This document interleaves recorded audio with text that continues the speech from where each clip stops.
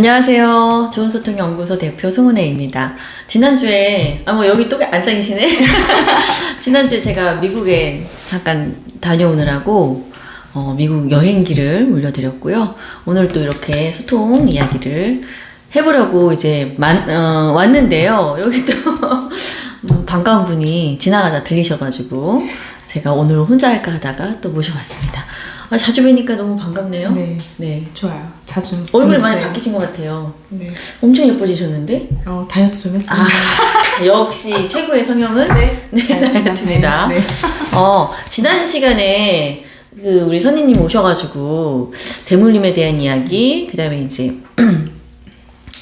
알아차림에 대한 얘기를 좀 나눠봤는데, 오늘부터는 본격적으로 이제 소통에 대한 본격적인 이야기를 들어가려고 하거든요. 소통이 사실 뭔가를 배울 때 어려우면 사람들이 따라하기가 힘들잖아요. 근데 PET는 굉장히 심플해요. 뭐든지, 금방 어떤 뭔가 학습을 했을 때 금방 따라할 수 있고, 나도 저거라면 할 수 있겠다. 이런 생각이 드는 어떤 소통법을 앞으로 계속 지속적으로 이렇게 좀 알려드리도록 하겠습니다.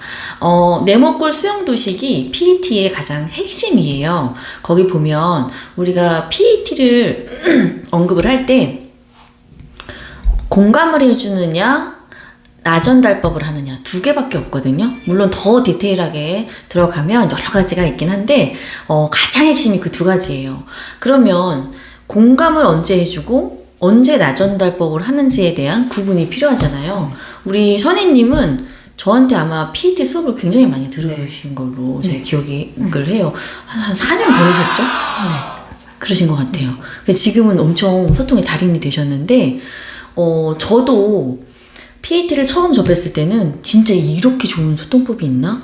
내가 말하는 거는 반응하는 거밖에 몰랐거든요. 반응이 뭐냐면, 어지러 놓으면 혼내잖아요. 그죠? 그 다음에 시험 성적 안 좋으면 화가 나잖아요. 화나면은 어떻게 되죠? 그냥 막 혼내잖아요. 그렇게 자꾸 어떤 현상에 대한, 그 다음에 아이나 어떤 타인, 상대방의 어떤 것들을 이렇게 행동이나 말을 했을 때 내가 반응해버리면 소통은 완전 X. 이거는 안 되더라고요. 그러니까 관계만 안 좋아지거든요. 그래서 소통을 배우시는 유일한 목적은 지난 시간에 뭐라고 했죠? 관계가 좋아지는. 그렇죠. 관계를 좋게 만드는 게 소통의 핵심이에요. 저 아이가 내 말을 잘 듣게 하는 게 아니라. 그래서 공감을 언제 쓰고 나전달법을 언제 쓰느냐에 대한 그 구별이 가장 굉장히 중요한데요. 그거를 이 PET에서는 문제 소유 가리기라는 말을 써요. 이런 용어 자체는 사실 모르셔도 괜찮거든요. 그런데 언제 공감 쓰고 언제 나전달법을 하느냐, 이 구분은 엄청 명확하게 잡으셔야 돼요. 예를 한번 들어볼게요. 선생님이 오셨으니까. 아이가 숙제가 많다고 엄청 집에 와가지고 짜증을 내는 거예요. 숙제 많다고. 네. 그러면은 엄마 나 숙제 더럽게 많아 막 이렇게 해가지고 막 짜증을 내요. 보통 엄마들은 어떻게 반응하는가요? 어떻게 하시죠? 그래도 해야지 어떠겠어. 그래도 해야지. 네. 그래도 해야지가 되게 많고요. 그 다음에 어머니들 이렇게 제가 얘기를 들어보면 너는 맨날 숙제 많다고 하더라? 이제 타박하는 거. 그리고 어머 선생님 숙제 많아서 어떡해, 이런 얘기 진짜 많이 하세요. 그리고 너 숙제 해놓고 놀아, 이런 얘기 정말 많이 하시는데, 자, 아이가 숙제를 엄마한테 해달라고 한 것도 아니고, 엄마한테, 선생님한테 전화해가지고 숙제 내지 말라고 얘기해달라고 한 것도 아닌데, 아이는 그냥 지금 이 숙제가 많은 상황을 그냥 힘든 걸 얘기를 하는 거잖아요. 표현하는 거예요. 엄마한테 왜 표현하냐면, 엄마는 들어줄 것 같으니까. 갑자기 지나가는 사람 붙잡고 말할 수는 없잖아요. 그래서 엄마는 그냥 그 얘기를 들어줄 수 있을 것 같다는 본능적인 판단에 나도 모르게 편하니까 하는 거거든요. 근데 그거에 대한 반응이 굉장히 중요하더라고요. 여기서 공감을 언제 해주고 나전달법을 언제 해주냐의 판단 기준은요, 누가 문제를 가졌느냐. 여기서 말하는 문제는 감정의 불편함을 얘기해요. 그러면 엄마 나 숙제 너무 많아, 드럽게 많아 막 이렇게 얘기했을 때 누가 불편하죠? 감정이? 그 순간에? 전혀요. 그쵸. 아이가 지금 감정이 불편해. 그러면 엄마인 나는 공감을 써주는 거예요. 공감은 사실 어떤 일정한 공감도 사실 많이 써봐야지 아는데 공감에 어떻게 하면 공감이 좋은 공감인지는 이제 다음 시간에 지금 이제 나전달법하고 공감하고 언제 쓰느냐 거기에 대한 분별이 중요하기 때문에 그러면 또 하나 해볼게요. 우리 많이 하는 것 중에 엄마 뭐 예를 들어서 미용실을 갔다 왔어요 아이가. 그리고 엄마 나 머리 엄청 그지같이 잘랐다고 막 열이 받아 있어. 그러면은 누가 문제 소유한 거죠? 감정의 문제를 누가? 아이가. 아니, 아이가. 내가 아들 딸이라고 얘기 안 했는데 왜 딸이라고 하죠? 예. 딸들이 많이 그러니까. 아 그렇죠. 그래서 우리 카메라 감독님은 남자신데 그런 적 없으신가요? 근데 그 머리를 내가 불편한 거잖아요. 그러면 엄마는 뭘 해줘야 되는 거죠? 공감하고 나전달 중에? 공감. 그렇죠. 네. 근데 대부분 잘 생각해 보세요. 내가 공감을 해줘야 되는 타이밍에 아유 엄마가 보기엔 괜찮은데 뭐 이렇게 얘기하거든요. 이게 얼마나 중요하냐면 왜 아이가 징징거릴 때, 왜 아이가 짜증을 낼 때, 왜 아이가 화를 낼 때, 왜 아이가 슬퍼할 때 엄마가 그거를 축소하려고 하는지를 가만히 들여다보면 축소 많이 하거든요. 괜찮다고 그러고 사실 괜찮은 거는 엄마의 바람일 뿐이에요. 괜찮았으면 좋겠다는 바람인 거지 얘는 안 괜찮잖아요.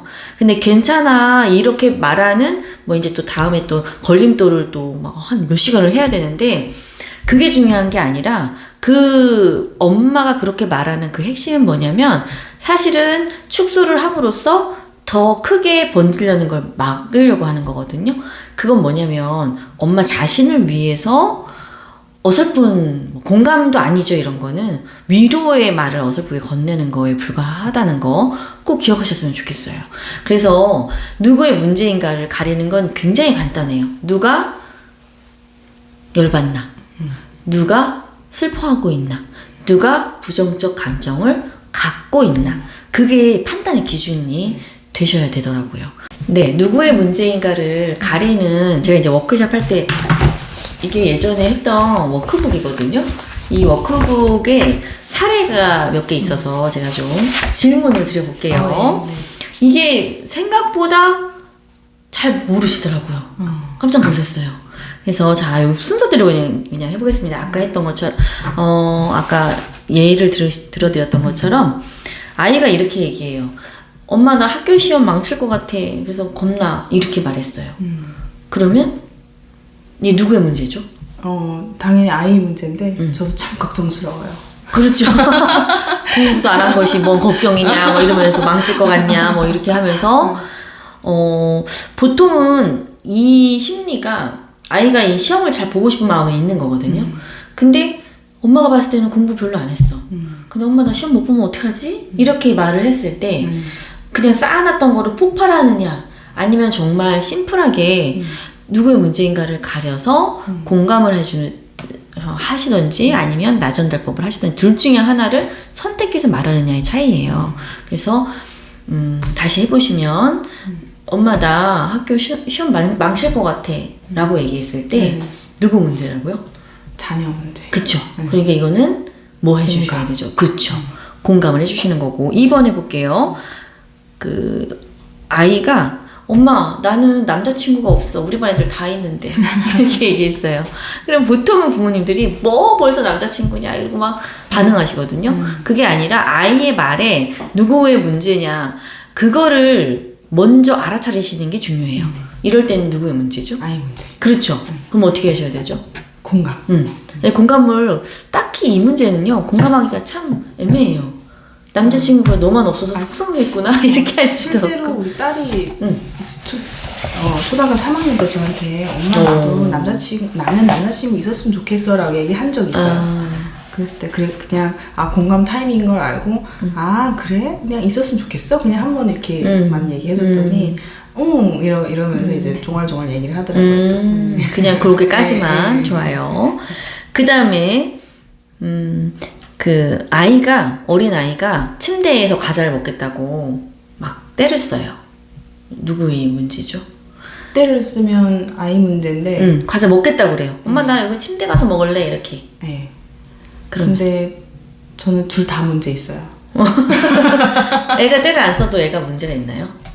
때를 안 엄마 나 이거 가자 이제 저기 침대 가서 먹을게요.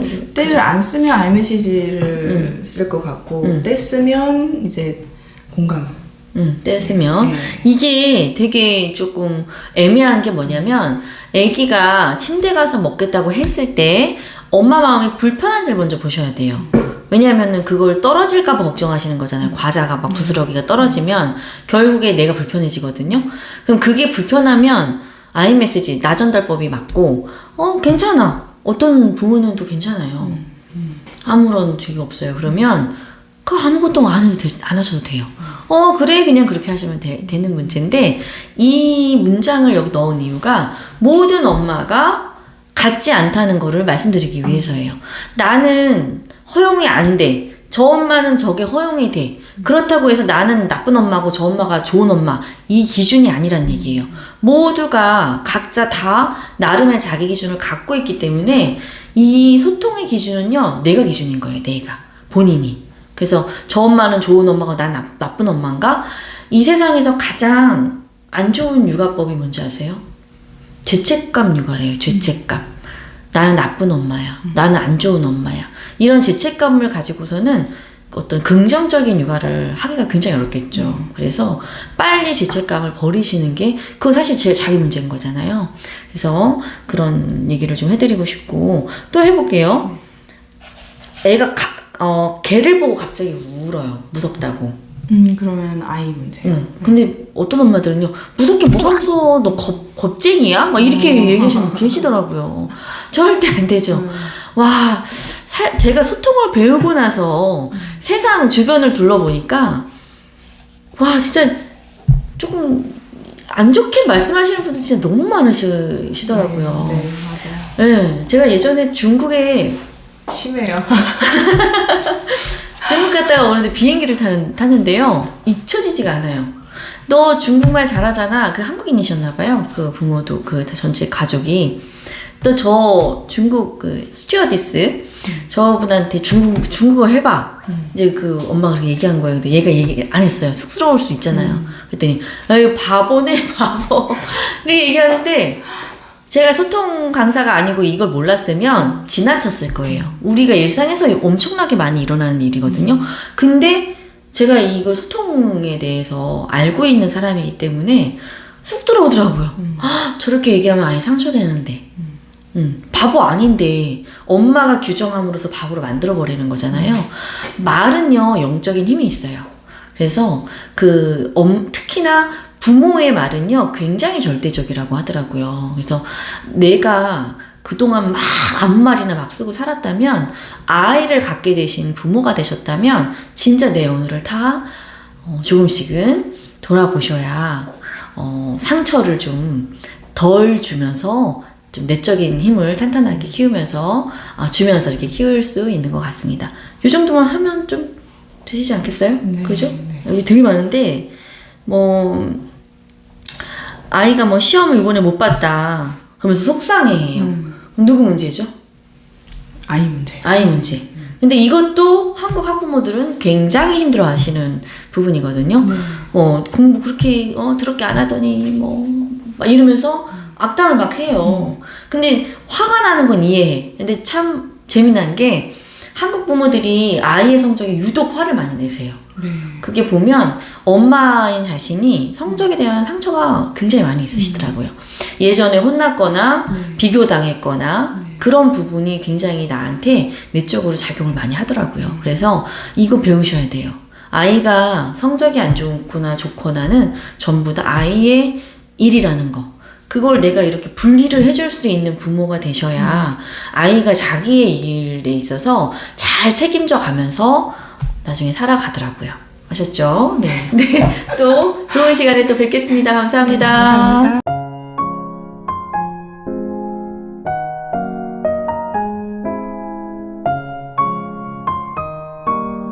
오늘 잘 배워주셔서 감사합니다. 큰아들이 중2인데 다음 너무 주에 안 이제 해요? 중간고사거든요. 공부를 하나도 그렇죠. 안 하거든요. 네. 근데 본인은 너무 괜찮아서 제가 아주 겨우 참고 있어요. 엄마도 상처가 많으시고. 네. 저처럼 그냥 이렇게 해버리세요. 누가 고등학교는 만들어가지고. 누가 시험을 만들어서 그렇지. 이렇게. 누가 시험 만들어가지고. 근데 시험을 스트레스를 안 받기 때문에 아, 또. 그러네. 아이는 또 괜찮으니까. 네, 네. 저만 참으면 돼요. 자기 자신한테 얘기해주세요. 네. 본인한테 어느 날 12시, 밤 12시에 산에 가셔가지고 네. 본인한테 얘기해주시고 네. 많이 공감해주시면 되겠습니다.